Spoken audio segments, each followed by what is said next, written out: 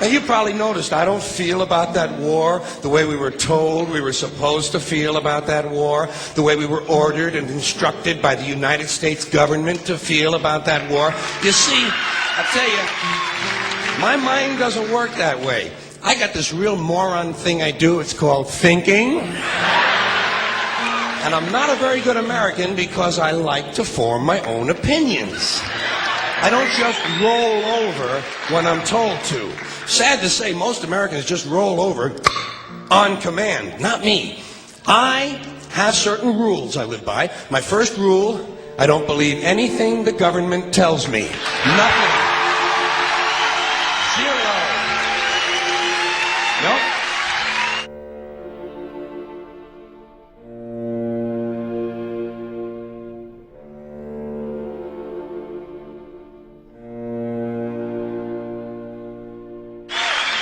And I don't take very seriously the media or the press in this country, who in the case of the Persian Gulf War were nothing more than unpaid employees of the Department of Defense, and who most of the time function as kind of an unofficial public relations agency for the United States government. So I don't listen to them, I don't really believe in my country, and I gotta tell you folks, I don't get all choked up about yellow ribbons and American flags. Now, to balance the scale, I'd like to talk about some things that bring us together. Things that point out our similarities instead of our differences. Because that's all you ever hear about in this country is our differences. That's all the media and the politicians are ever talking about, the things that separate us, things that make us different from one another. That's the way the ruling class operates in any society. They try to divide the rest of the people. They keep the lower and the middle classes fighting with each other so that they, the rich, can run off with all the fucking money. Fairly simple thing, happens to work.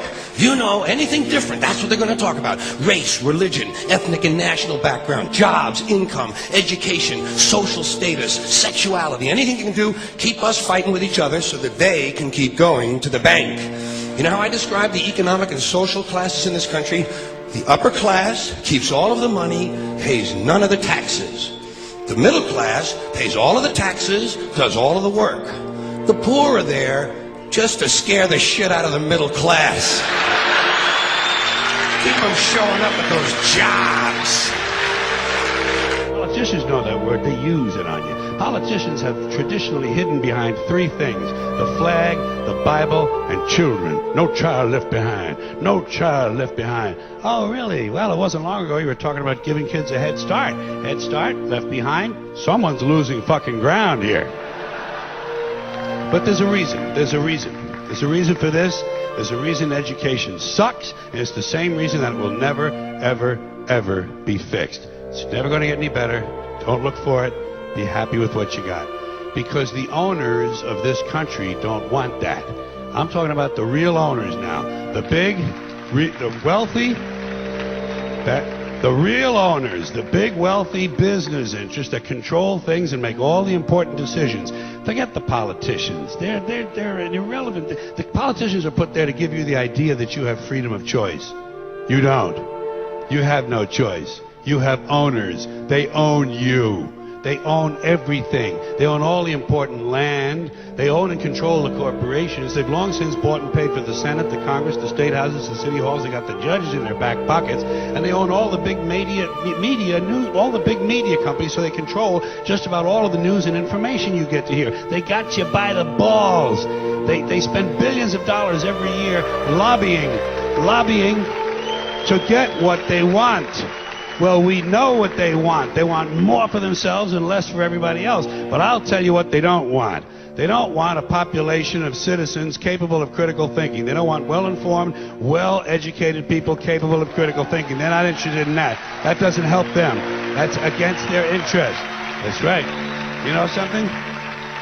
They don't want people who are smart enough to sit around the kitchen table and figure out how badly they're getting fucked by a system that threw them overboard 30 fucking years ago. They don't want that.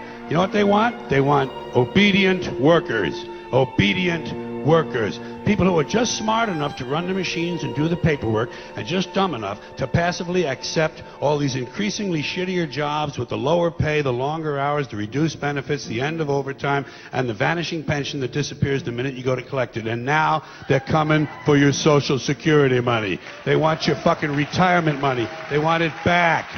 so they can give it to their criminal friends on Wall Street. And you know something? They'll get it. They'll get it all from you sooner or later, because they own this fucking place. It's a big club, and you ain't in it. You and I are not in the big club.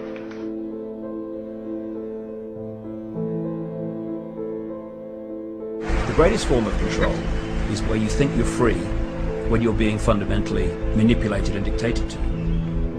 One form of dictatorship is being in a prison cell and you can see the bars and touch them. The other one is sitting in a prison cell but you can't see the bar, you think you're free. What the human race is suffering from is mass hypnosis. We are being hypnotized by people like this. Newsreaders, politicians, teachers, lecturers. We are in a country and in a world that is being run by unbelievably sick people. The chasm between what we're told is going on and what is really going on is absolutely enormous.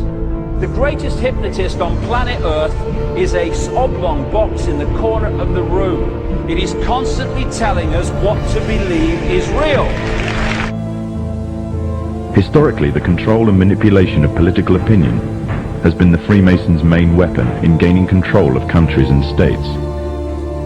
Once in control of the rulers and politicians of a country, laws and political structures could be changed in accordance with their agenda.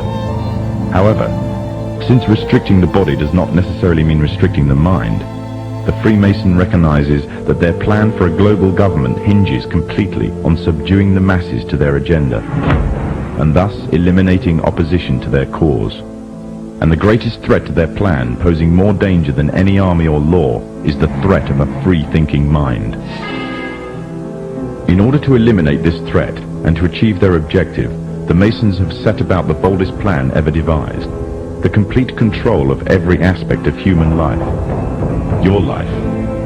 And the weapons they are using against you are in your very homes, entertaining you and your children, and gradually indoctrinating you without you even realizing.